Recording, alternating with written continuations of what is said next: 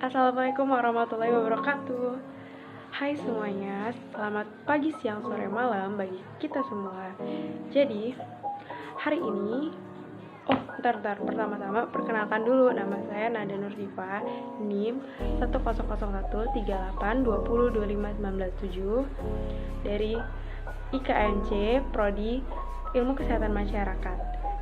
Pada kesempatan kali ini, saya akan memberi kalian semua informasi tentang tifoid atau yang sering kita sebut dengan demam tifoid atau tipes. Yuk kita simak bareng-bareng videonya. Demam tifoid atau yang lebih dikenal dengan sebutan tipes merupakan penyakit akut yang disebabkan oleh infeksi bakteri Salmonella typhi pada usus halus dengan gejala demam lebih dari seminggu. Penyakit ini biasanya menyebar melalui air atau makanan yang terkontaminasi tinja yang mengandung bakteri Salmonella. Gejala tifoid. Yang pertama ada demam dengan kondisi suhu tubuh yang turun naik. Demam meningkatkan setiap harinya hingga mencapai 39 sampai 40 derajat Celcius. Semakin hari demam semakin tinggi disertai dengan sakit kepala, nyeri otot, pegal, insomnia, anoreksia, mual, dan muntah. Pada balita, demam tinggi dapat menimbulkan kejang. Yang kedua, ada gangguan saluran pencernaan. Yang ketiga, kelelahan dan lemas. Yang keempat, pembesaran ginjal dan hati. Yang kelima, merasa tidak enak badan dan kelelahan atau lemas. Yang keenam, batuk kering. Yang ketujuh, munculnya ruam berupa bintik-bintik kecil berwarna merah muda. Yang kedelapan, gangguan kesadaran ringan atau linglung. Epidemiologi tifoid.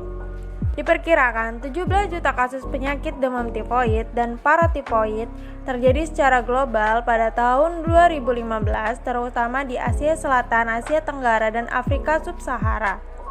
Dengan beban industri terbesar yang terjadi di Asia Selatan, tanpa ditangani dengan baik, demam tifoid ataupun paratifoid mungkin fatal dengan 178.000 kematian diperkirakan di seluruh dunia pada tahun 2015. Penyebab tifoid. Penyebab utama dari penyakit tifoid ini adalah bakteri Salmonella typhi, namun biasanya bakteri ini dapat disebarkan melalui yang pertama, feses dan urin.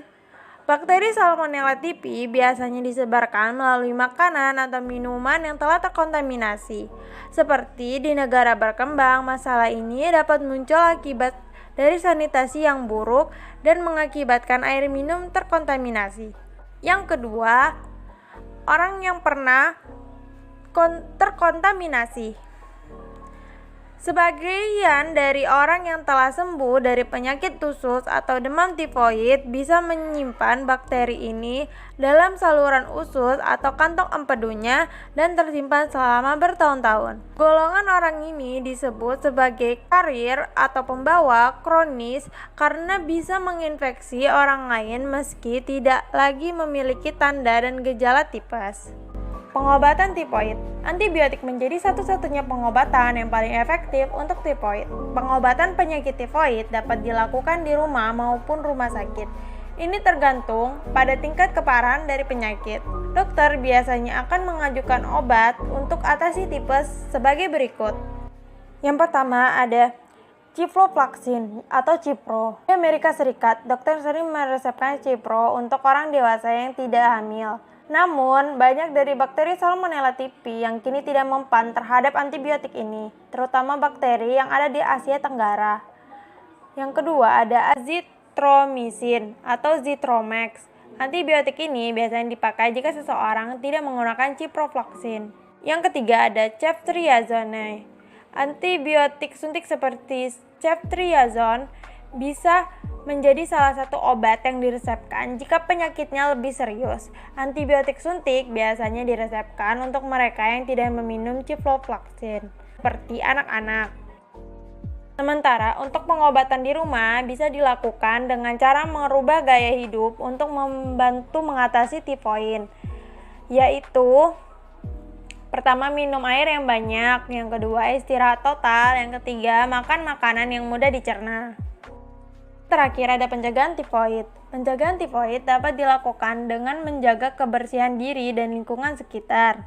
Di antaranya, biasakan melindungi makanan dari hewan pembawa penyakit seperti lalat, kecoa, dan tikus. Cuci tangan dengan air dan sabun setelah buang air dan sebelum makan. Mengonsumsi makanan dan minuman yang terjamin kebersihannya. Hindari membeli jajanan di tempat yang kurang bersih. Sediakan air minum yang memenuhi syarat. Hindari kontak dengan orang sakit. Yang terakhir ada vaksinasi tifoid. Jangan lupa untuk selalu menjaga kebersihan diri setelah beraktivitas. Perhatikan pula sanitasi agar tetap bersih supaya tidak mudah terkena penyakit akibat lingkungan sekitar yang tidak sehat seperti penyakit tifoid.